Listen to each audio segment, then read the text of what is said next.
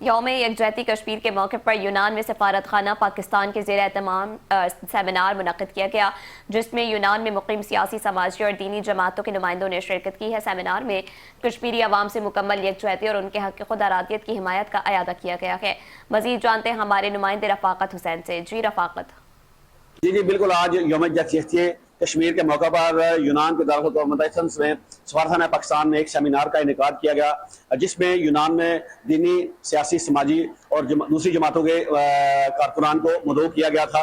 Programme का बाकायदा आगाज़ तलात कलाम पाक से किया गया और नात रसूल मकबूल जो है पढ़ी गई। प्रोग्राम की निकाबत कम्यूनिटी वेलफेयर अताशी नाज़र शमजा साहबा ने की।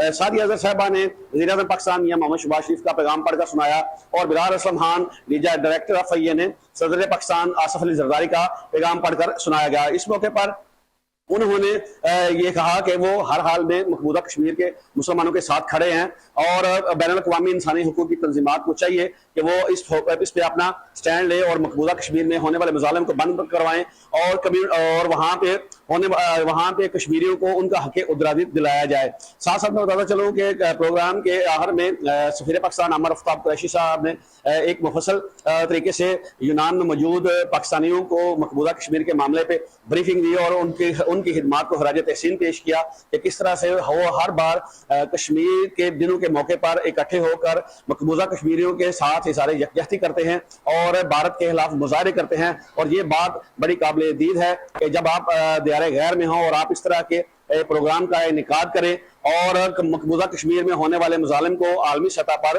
हाईलाइट करें। जी।